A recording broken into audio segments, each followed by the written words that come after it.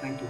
So we'll now come to our favorite piece for many of our the birthday of. So why don't we have your birthday song in Sanskrit now?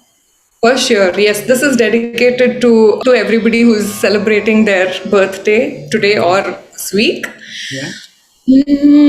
जन्मदिनमिदम् ऐ प्रियसखे जन्मदिनमिदम् ऐ प्रियसखे शन्तनोतु ते सर्वदा मुदम् शन्तनोतु ते सर्वदा मुदम् प्रार्थयामहे भवशतायुषी प्रार्थयामहे भवशतायुषी ईश्वर सदा त्वां च रक्षतु ईश्वर सदा त्वां च रक्षतु कीर्तिमर्जय पुण्यकर्मणा कीर्तिमर्जय जीवनं तव भवतु सार्थकं जीवनं तव भवतु सार्थकं भवतु सार्थकं भवतु सार्थकम्.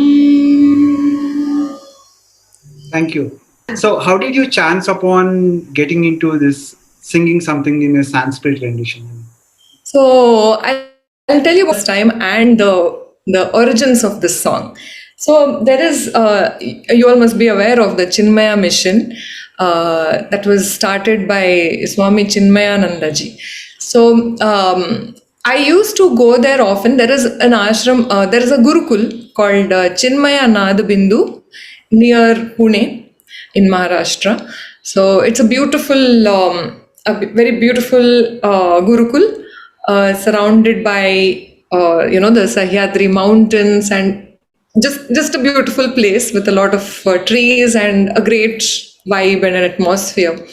So I went there for a master class by late Dr. Veena Sahasrabuddhe ji. So that day, the first day, there was someone's birthday and they all just broke into this song.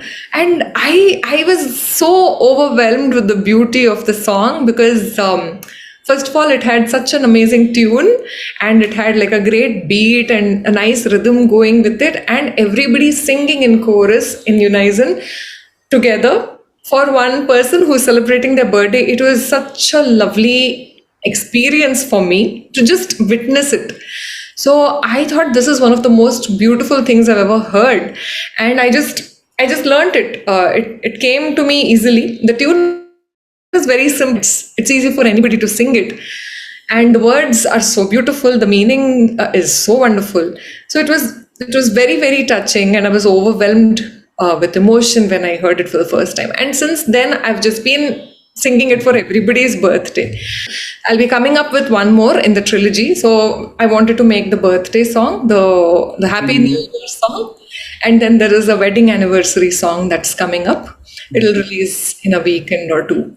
Good. We will add more occasions to you so that. Like for that, we have to have Swami Tejomayananda ji write these songs.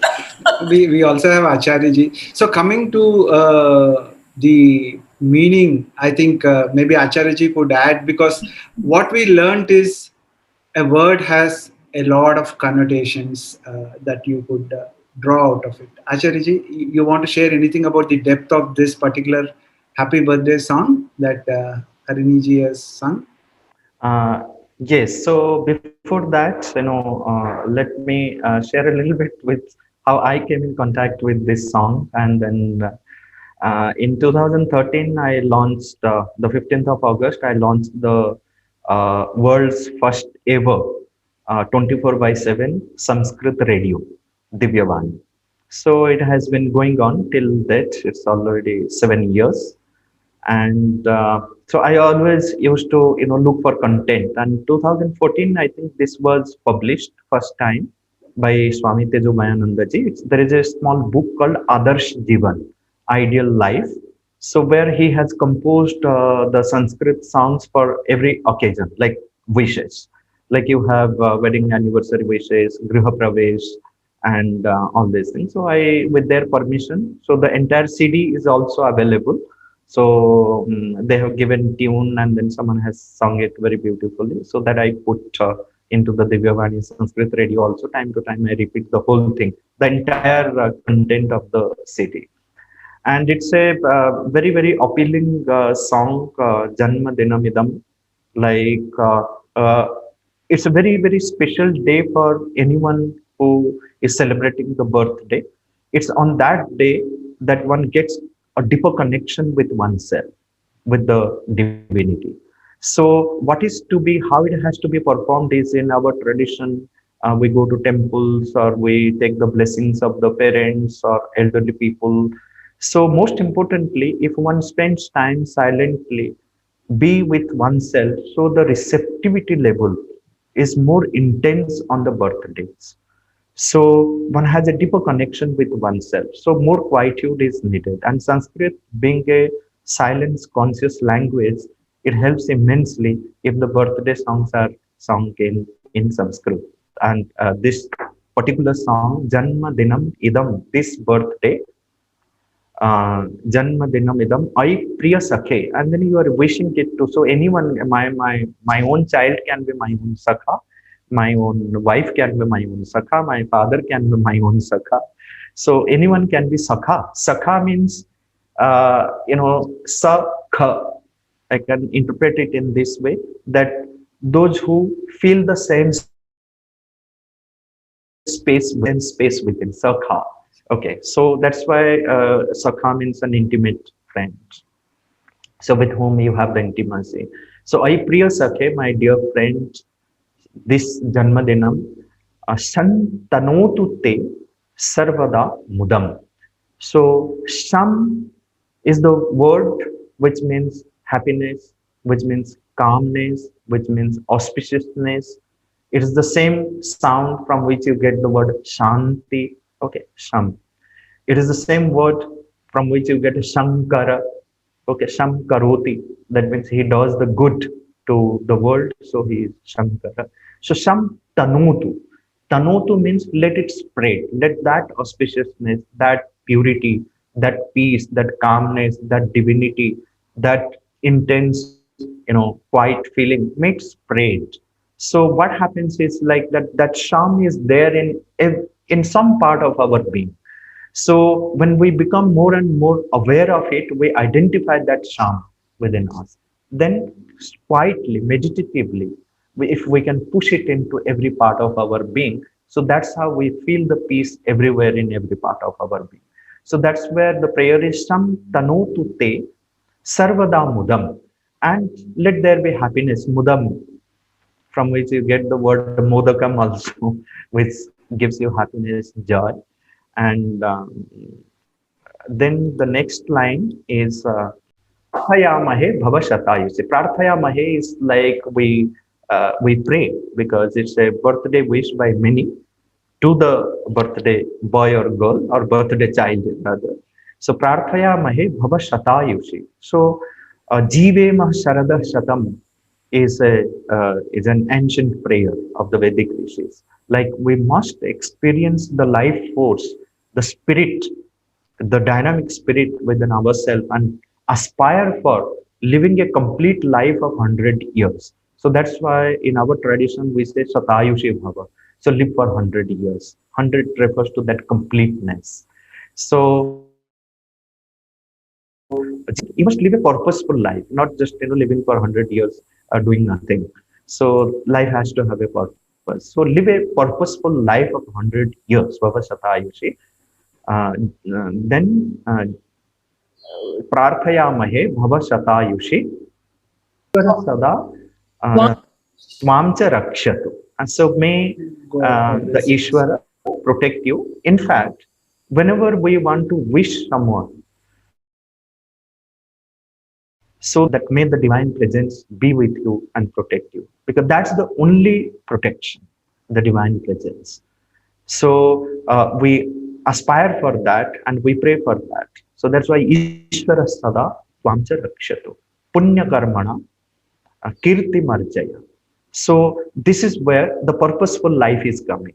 So all your deeds must be punya, must be auspicious, must lead you towards your inner spiritual growth. Punya karmana, kirti marjaya. And that brings glories, that brings fame to oneself. That brings glories to the self. The self, the Atman has to be glorified, not the glory of like how many followers I have on my Twitter or how many views I have on my thing, but the true self, the glories of the self, how the self is shining out. So, punya karmana kirti marjaya jivanam tava bhavatu sarthakam. So, may your life meet that purposeful life. So, live a purposeful life of complete life of 100 years. This is what is our prayer on this day. So, that's what is the intent of the words. Yeah, I mean, it's so deeply meaningful than just typing HBW. I mean, today we just type HBW, happy birthday, HBD or whatever it is. Thank you, Acharya. So, Harini, coming back to you, you have described, I read in one of your NDTV interviews where you were described yourself as a vintage antique person. Uh, Having said that, I also saw some of your fusion videos, if uh, you would call them as fusion. So, two things. How do you see this dichotomy? Have you ever had to face that, no, I'm a traditional classical singer and I can't do this? And before that, that fusion music to change the mood from the left to the right? So, my purpose always has been to be able to attract more people to this art form. Because if pre-pandemic, when we had our concerts, live concerts, um, most 90% of my audience would be 60 plus. So I wanted more younger people to be part of the whole experience of being in a concert scenario. And I thought the only way to do that was to make it interesting, because in a way I feel it is even we are to blame for making classical music so exclusive and not accessible to people. Because I have one of my students who is a quite an elder lady. She's learning from me, and she says that I never even knew that classical music is this beautiful, and it is cerebral also, and there's so much art involved and aesthetic involved in it. Because when she was younger, and there used to be one show per week on Doordarshan, which had classical music playing, and then it would be some pandit or ustad singing some raga, and nothing would be understandable, only not even the lyrics. So what is even happening, they would not know, and they'd be like, "Arey, this has begun. Okay, let's switch it off." So in a way, I feel it's okay. They have become veterans and stalwarts in their field. So whatever they sing and whatever they do, people are going to lap it up and enjoy it, and make them bigger legends. But also have to, I feel they're also doing it on purpose, because they want to keep it to a very, very small, restricted, circle of people. They don't want it to become popular music. Now, in the very definitions of popular music and classical music, the nomenclature itself is like that. It is classical music. There is classism in the name itself. So I really, I mean, it made me think a lot, and that made me want to make it more accessible.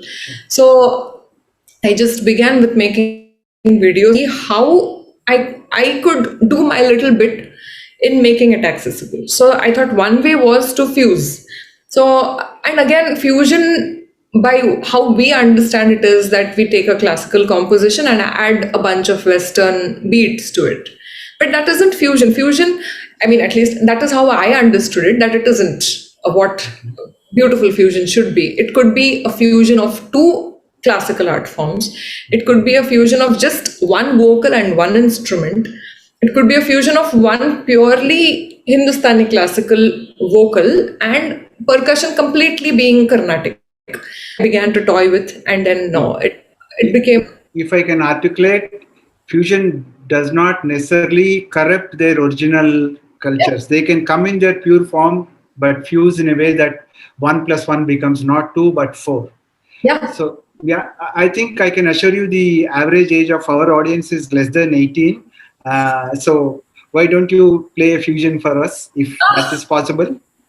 I am not sure I can. I have access to it right now or anything like that. But you can. Something, yeah, anything that you think is popular.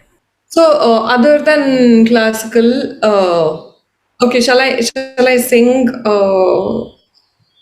film song? Maybe I Yeah, don't. yeah, yeah, yeah. Please. Okay. जरा सी आहट होती है तो दिल सोचता है कहीं ये वो तो नहीं कहीं ये वो कहीं ये वो तो नहीं जरा सी आहट होती है तो दिल सोचता है कहीं ये वो तो नहीं कहीं ये वो तो नहीं कहीं ये वो तो नहीं छुपके सीने में छुपके सीने में कोई जैसे सदा देता है शाम से पहले दिया दिल का जला देता है उसी की ये अदा है उसी की ये सदा कहीं ये वो तो नहीं कहीं ये वो तो नहीं कहीं ये वो तो नहीं जरा से होती है तो दिल सोचता है कहीं ये वो तो नहीं Thank you. Wonderful. Thank you. So the range from classical Sanskrit to ghazal to popular. So is it like somebody who knows one kind of Sangeet can be good at any Sangeet? Is it something universal or? And I'd like to say if someone's able to do that without, I mean, effortlessly, then they're generally just gifted. Otherwise, I feel there has to be, a sincere effort that must be put into the language, into the style. There has to be earnest observation that has to happen. Understanding of the diction is really necessary. So you can call a ghazal, but that is not right and it is not respectful. So and to pronounce Sanskrit words the right way is also equally important. So I feel there has to be a certain basic amount of respect for every language and every art form to put in that little bit extra effort to make sure you're saying the right words and you're singing them in a right way. Like if I really have a problem with people who say that music cannot be learned or I am self-taught, and of course, if we're doing general light songs and songs just to enjoy ourselves, then of course there is no problem with that. But then when because I've interacted with people who have proclaimed that they are self-taught and that they actually said that I don't think there is a necessity to learn to sing or to learn music, but I think it's a thing of humility. There one has to understand that the language and the culture is bigger than you, and we have to be, seekers of those little nuances. And it is really important that one at least refers to, or reaches out to exponents in that particular art form, if they do not find a guru. Yeah, I think I can appreciate that even for legends. When Rafi sings a Telugu song for Subramaniam sings a Hindi for Salman Khan, yeah, I mean, despite their great talent, one can make out that yes, this is a somebody Yes, singing from another language. Thank you. correct, I correct. think humility in terms of appreciating that there is a difference in the nuance is very important. Thank you. So I'll just go back to Acharyaji. As part of learning Sanskrit, I think I remember listening to him where he talks about the Varnamala. The entire itself, when you try to learn it, is a practice that can take you through the range of pronunciations that can become the foundation for singing. Acharyaji, you want to add to that in terms of how learning the Varnamala itself can be a yoga or a sadhana for singing? Yes, so Sanskrit Varnamala is a very powerful tool which helps in many ways. For example, like it can help rectifying lots of speech-related disorders and disabilities. It helps, rectifying some of the inorganic voice disorders too.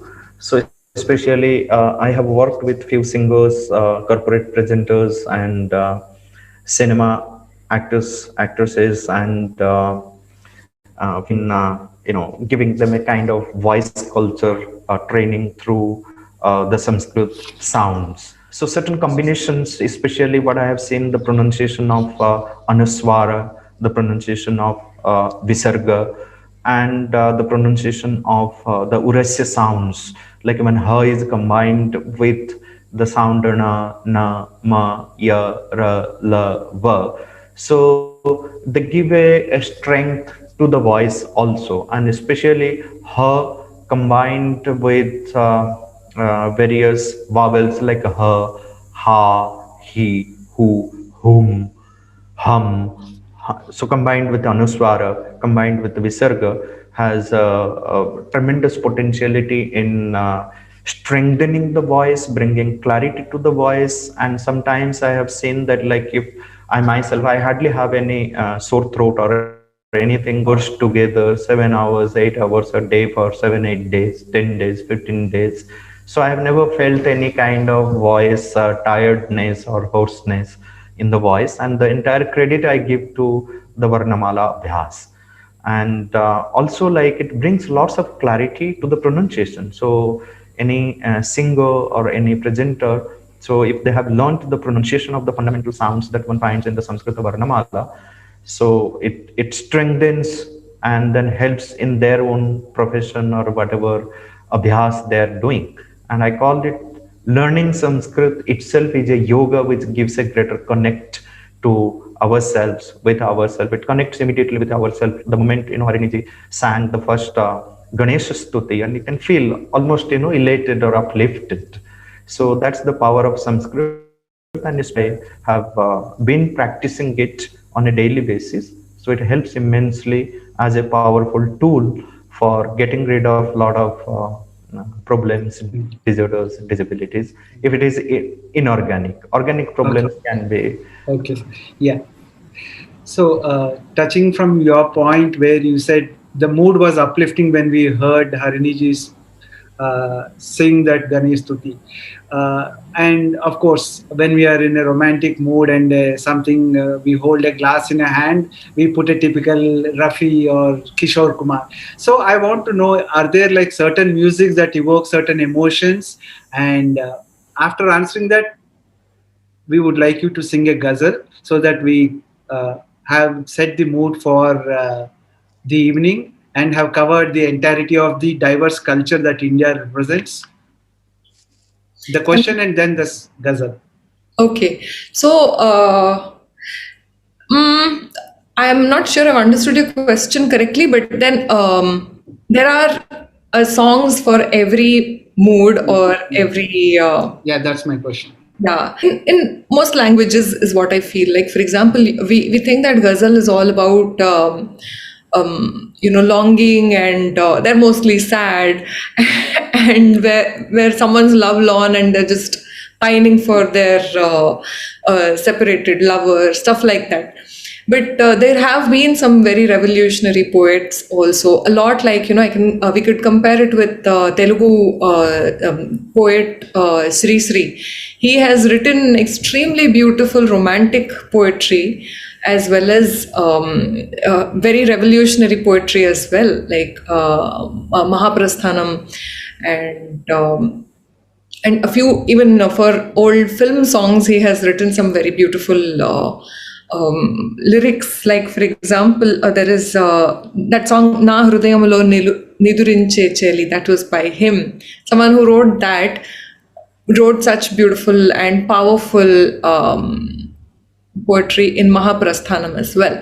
Similarly, in the ghazal circuit, there is Faiz Ahmad Faiz, who is one of the most revolutionary poets of the 20th century, and he also made that shift from traditional Urdu poetry, which was all about love and pining for the separated beloved, to poetry that actually said that now my mind is occupied with issues of social causes, and I am not able to love you the way I used to. So there is a very, very popular, beautiful nazm. Nazm is like ghazals, but ghazal is every stanza is one separate sher, or a verse. But in a nazm, it's an entire poem. So you cannot really separate two lines from it and say it out like a verse. It's like that. So there is this very beautiful nazm called Mujhse Pehli Si Mohabbat Mere Mehboob Na Mang. Don't expect me to love you the way I used to love you, because currently my mind is occupied with the society today, and the political climate we are in, and but I still think of your eyes and I'm equally enamored, but then I cannot come back to you. So it's a very, very interesting piece of poetry, set to a very, very beautiful tune also by Madam Noor Jahan, now in Pakistan. But and he also wrote Gulon Mein Rang Bhare when he was in prison. He wrote that is Gulon Mein Rang Bhare, Baad-e-Nau Bahar Chale, Chale bhi aao ke Gulshan ka karobar chale. Come over, see me again, so that the garden can start its business again of blooming flowers and of lush meadows. So yeah, he wrote such ones, and he also wrote Aapki Yaad Aati Rahi Raat Bhar. That's a very wonderful song, which was also used in a film, I think. Aapki Yaad Rahi Raat Bhar. So this was originally written by Makhdoom Moinuddin. He's Hyderabad based again. He was Hyderabad based. So when he passed away, in his honor, he wrote another of the same, in the same chandas. He wrote more poetry with the same first line and more lines to follow. And of course, we all know Aaj Jaane Ki Zid Na Kar, one of the most. We know that you are also a composer and a lyricist, and you have written. Really? Yeah, but I think heard you say, I think I spent the best years of my life studying the wrong things. So this is something that could become the quote of an educator or a revolutionary. So why did it come from you? So honestly, music was always a hobby for me. At least that was how I was brought up, because my parents are academicians themselves, and my parents used to have corporate jobs. Now they're independent consultants, but that's how I've seen in my household, right? Family. So that is how you're expected to finish your education, get a job, be someone doing similar things like your parents. So but then but music was always there as a hobby. But then I spent many number of years studying for CA and then working in world. Many years I spent, and that is why I feel if because and I never enjoyed it. I just did it because I started it, and I never stuck to any particular job for more than 1.5 years. So I've worked at so many companies, but then I never stuck or never built a career in any of those companies. So, and then I thought, okay, maybe I'm not cut out for the job situation. So let me, I have to earn money. So bread and butter on my table, like the saying goes. So I thought, okay, let me at least, channel my creative energies into the terracotta jewelry business that I started, and I did that. It was all again art, and I was enjoying it as long as it stayed small. Once it became large and I started exporting my products is when it stopped becoming art and started becoming work. And that is when I thought, okay, this isn't good either, because both of these, like when I was working in a corporate office and when I was selling jewelry, I did not have enough time for singing, and I wasn't singing enough. And it always went back to that key, okay, I've made this much money, but then how much have I sung today? So it always went back to that, and that made me think, okay, let me stop all of this and just sing. And that is when and it was pretty late. I was 28 when I decided to do all of this, and I decided to quit everything and only sing. So I say that I spent the best years of my life doing the wrong things, because by 28, people become artists. Oh, And I had started doing this, right? yeah, you are giving all of us a complex when you said 28 is too late. And No. okay, because we are all still trying to learn as to what do we do with our lives. Okay, the whole point of all these interactions is to discover who we are in the first place, even before discovering what we want to do with our lives. I'm so happy that you discovered it very late at 28. So we have you as an artist. So before we close the show, I just want you to sing a small part of the song that got you the Big FM award. I know it's in Telugu, but I want to all the Indians, every Indian, to also appreciate a language that they don't understand. Okay. ఒక లాలన ఒక దీవెన సడి చేయవాయద మాటునా ఒక లాలన ఒక దీవెన సడి చేయవాయద మాటున తీయ తీయని ప్రియ భావన చిగురించదా పొరపాటున కలబోసుకున్న ఊసులు ఏమైనవో అసలేమో పెనవేసుకున్న ప్రేమలు మెల్లమెల్లగా ఎటుపోయెను ఒక లాలన ఒక దీవెన సడి చేయవాయదా. Wonderful. I'm sure, Mohit, are you there? Yes, so yesterday while Venki, you were hosting the session on the Shakha and the Sangeet, so someone actually questioned why has this gone beyond 60 minutes. Harini ji, but today I've got a message from the same person saying, why can't this go for 20 more minutes? I think every subject has its own timelines, and what a lovely, beautiful session it was. I thoroughly enjoyed. My daughter was sitting next to me. Of course, I was doing babysitting, but still, when she heard the birthday song, she's asked for the lyrics. Not only she, but a very noted poet, because we were talking about Hindustani poetry and from Urdu as well. We had Vineet Panchi with us for a while, but he had a session, so he moved out. And he has promised that he would love to make more such songs on Sanskrit, and especially your trilogy. So we would be happy to connect all the lovely artists and people like Acharya Ji to be here, so that we also know the real meaning. And yesterday we asked it in the session, Harini Ji, that it's so important to know the meaning of each and every akshar, every akshar from Varnamala. Very recently, I will quote it again, there will be few people who will be joining the session from tomorrow as well. But since you are not there, Harini Ji, this is for you. Recently, Sampaji in one of his class asked, what is the meaning of Goswami? You know, and 99.9%, in fact, yesterday he tweeted as well that, what do you think is the meaning of Goswami? So the first answer was, a person who is the lord of many cows. But someone has to follow Sampaji to know the real meaning of what Goswami is. It's absolutely different. It's so pristine and brilliant that at this age, while you got your enlightenment at the age of 28, Venki and I, we are still not able to figure out whether we know what we knew in the past as well.